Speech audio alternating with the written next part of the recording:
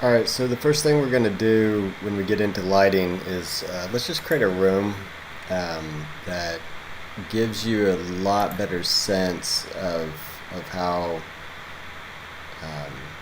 whether you're being successful with your light before you start to implement it into your project. So we're just doing a 40 by 40 room. What's on the walls, I don't know if it really matters. Generic might be okay. I might go with something that has a little bit of texture. Just gets it a little bit more, maybe more exciting to look at. The masonry. Which side is the masonry on? Alright, and then, I mean, the idea here is that you basically create something that has all other noise kind of taken care of and out of the equation. So we're going to put in the ceiling. It says it doesn't really show up in that view. That's fine. Let's look at the 3D view. Just make sure I didn't really tell it where to put the ceiling. 8 feet, that's a little low. Let's just give it, maybe a 15-foot ceiling, which is pretty high, but anyway, that should, okay, it looks good. We have brick on both sides, that sounds good. Probably need a floor, so let's go ahead and do that. So once you have this set up, then we'll go on to the next. So that's pretty much all we're doing. I'm gonna finish up with the floor. Exactly what material it is really up to you. Just know that whatever material you choose is going to affect the lighting also, how it's kind of felt and seen. So you might try it with a couple of different materials. So we can go with wood for begin. Maybe we'll change it to concrete.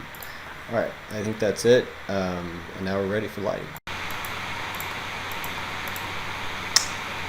So in prep for your next video, I think I need to give you a bit more rundown of how to set your Enscape up. So once you have Enscape open, I'm not sure how you've been using it in Rhino, but this is the way that I found to be kind of most helpful in the test room. So you're going to have on main, turn off auto exposure, and on image, turn off auto contrast. And these are kind of where I have my settings. You also might check this exposure rate.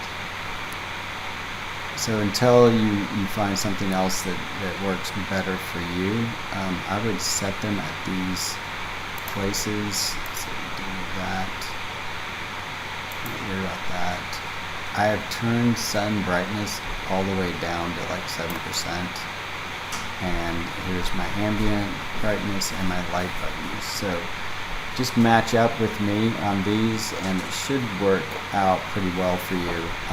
And then you can, as you get into your real model, it has all kinds of things going on.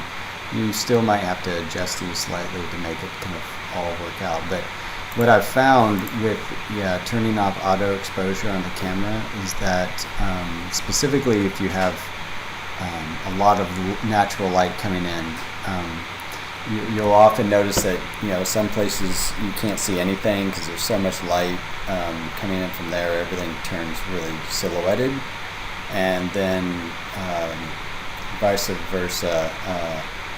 Things are so bright that you can't see anything. So either it's too dark or it's too light. Well, if you turn off auto exposure, it'll basically flatten out all of that, and so that you always have a similar type of exposure regardless of what's going on with intensity of light or whatnot. So anyway, that's just a little bit about Enscape, just kind of trying to help you through getting some of these settings just match me for now, and then we'll go from there. All right.